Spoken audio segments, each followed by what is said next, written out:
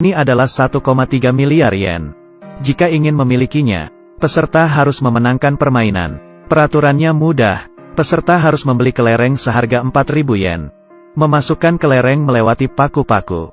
Kemudian 3 lubang. Dan kelereng itu harus masuk ke lubang merah. Barulah dapat memenangkan permainan. Hadiahnya menggunakan kelereng emas. Yang satu buahnya bernilai 100 juta yen. Banyak orang yang ingin memenangkan permainan ini. Orang ini menjual semua hartanya, bahkan meminjam uang. Tapi dirinya tidak bisa memenangkan permainan. Permainan ini tampak seperti game yang adil dan mengandalkan keberuntungan. Padahal permainan ini dikendalikan si penyelenggara. Sebuah permainan pinball yang dapat menghancurkan. Disebut juga sebagai monster rawa oleh para pemainnya. Untuk memenangkan permainan, Xiao Shuai dan seorang paman memutuskan untuk bekerja sama.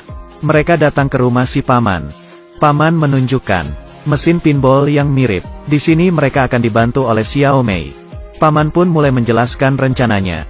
Rintangan pertama dari monster rawa adalah hutan paku. Jarak antara paku akan mempengaruhi kemungkinan bola melewati hutan paku.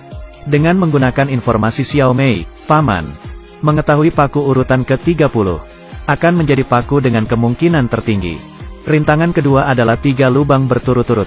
Setiap kelereng harus melewati 2 lubang merah. Si penyelenggara telah memikirkan cara agar kelereng tidak masuk ke kedua lubang. Tapi mereka juga bisa menggunakan cara untuk mengubah jalur kelereng. Paman menjulurkan tangannya dan mendorong kelereng. Kemudian kelereng itu masuk ke lubang. Xiao Shuai terkejut, tapi ternyata si paman memegang magnet di tangannya. Ketika magnet itu ditaruh di kaleng minuman kosong. Ketika Xiao Mei mengangkat kaleng minuman itu dan memberikannya ke Xiao Shuai, Xiao Shuai akan memberikannya ke paman. Semuanya sudah siap, dan pada hari rencana, Xiao Shuai akan masuk duluan, diikuti oleh paman. Paman memesan bir dari pelayan, yang akan diberikan Xiao Mei ke Xiao Shuai. Bir itu adalah buatan mereka. Sementara itu, setelah bir diberikan ke Xiao Shuai, paman akan mencoba mengontrol kelereng dengan pikirannya. Tentu saja gagal. Kemudian Xiao Shuai memberikan bir berisi magnet kepada paman. Sejauh ini, rencana mereka berjalan mulus. Kelereng berikutnya akan menentukan keberhasilan mereka. Paman mengulurkan magnetnya, tapi tiba-tiba magnet itu berubah jalur. Paman kalah permainan ini, dan birnya jatuh ke tumpukan kelereng. Kelereng yang jatuh ditangkap oleh penjaga mesin, dan dirinya melihat kaleng bir yang terjatuh. Xiao Shuai dan paman seketika panik. Cara curang mereka terbongkar. Si penjaga mengambil kaleng bir itu dan memberitahu paman untuk menghindari medan magnet. Semua kelereng mereka tidak terbuat dari besi. Xiao Mei mengkhianati mereka. Pihak permainan memutuskan untuk memberi paman satu kesempatan mengikuti sebuah permainan yang berhadiah 30 juta yen. Dan jika menang, dirinya bisa bermain lagi. Apakah yang direncanakan si penyelenggara? Xiao Shuai dan paman bisa memenangkan satu permainan lagi. Di balik 3 jeruji ini terdapat seorang wanita cantik.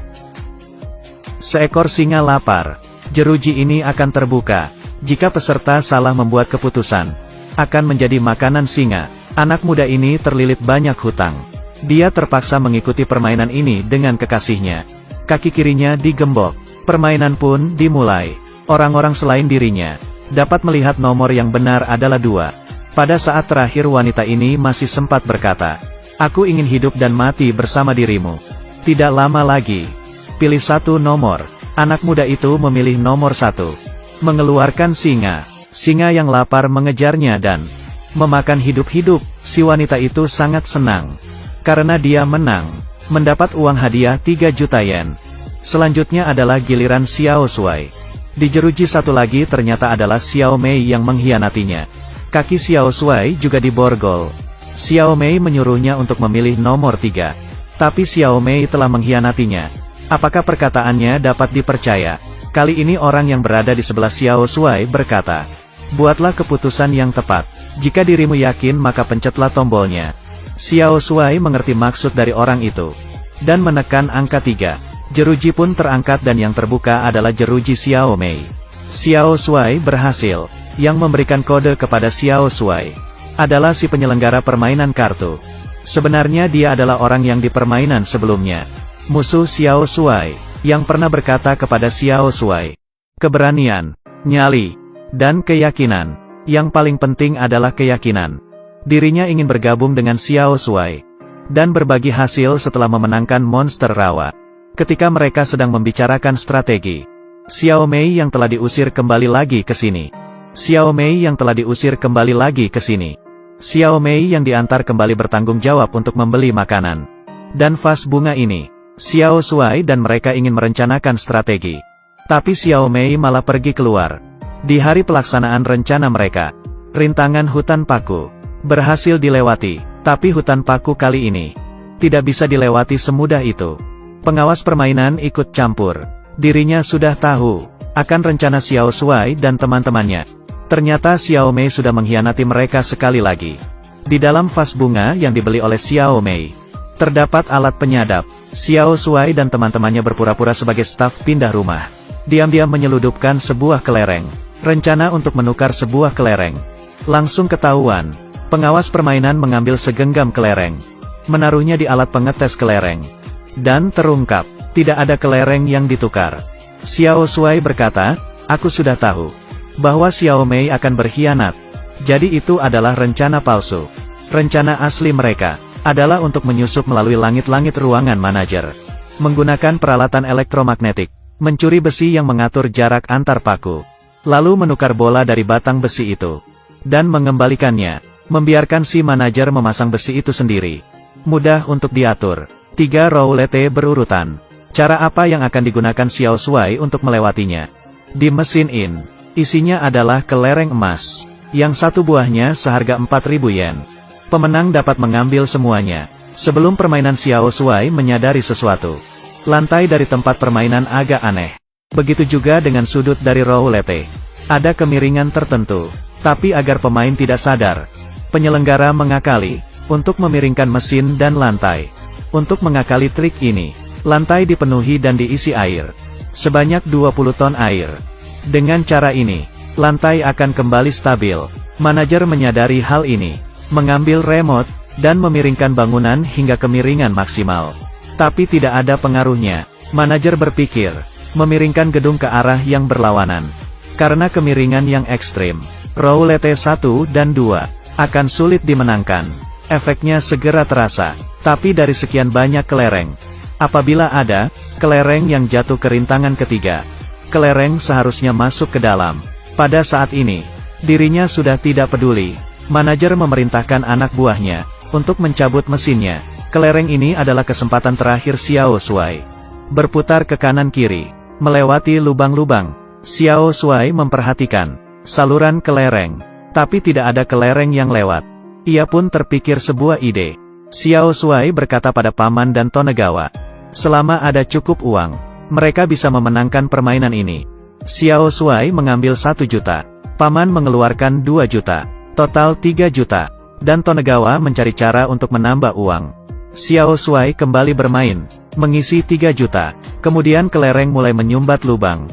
Karena gedung yang dimiringkan terlalu ekstrim, kelereng menyumbat saluran kelereng. Selama ada cukup kelereng, tinggal menunggu waktu sebelum mereka memenangkan permainan. Xiao Shuai mengisi roulette 1 dengan kelereng. Dan kelereng mulai berjatuhan ke roulette kedua. Tapi kelereng sisa berada tepat di depan lubang. Xiao Shuai menawarkan manajer sebuah kesepakatan. Bagaimana kalau mereka menganggap ini seri? Mana mungkin si manajer setuju. Tapi Xiao Shuai hanya mengulur waktu. Bantuan dari Tonegawa akhirnya tiba. Tonegawa mengumpulkan 10 juta yen. Xiao Shuai kembali bermain.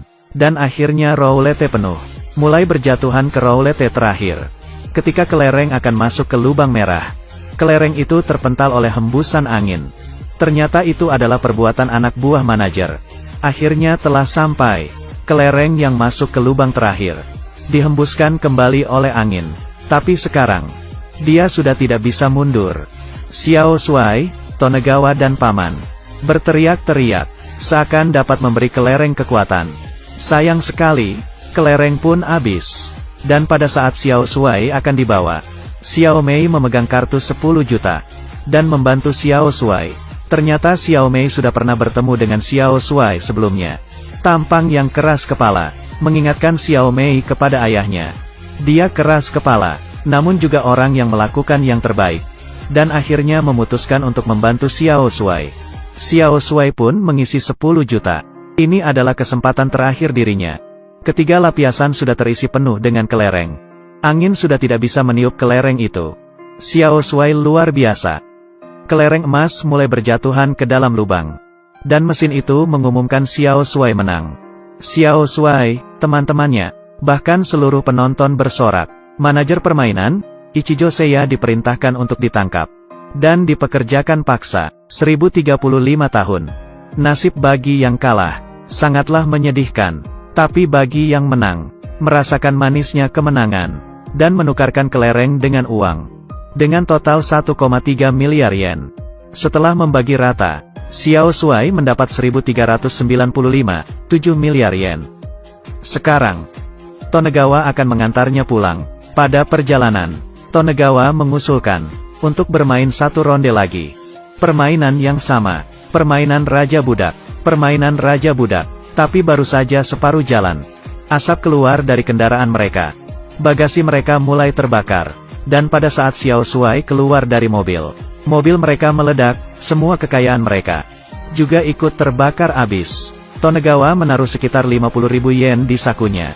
Diberikannya kepada Xiao Shuai, agar dirinya bisa berpesta. Setidaknya dirinya bisa membayar. Tapi yang tidak diketahui Xiao Shuai adalah, Tonegawa juga mengambil uang bagian Xiao Shuai bersamanya. Setelah berpesta, Xiao Shuai hanya memiliki sedikit uang. Walau dia kembali pada titik awal tanpa uang. Tapi dia percaya, masa depannya cerah. Berjuanglah, jika tidak kamu akan dikalahkan kegelapan. Tapi ini hanya di film. Dirimu pasti bisa.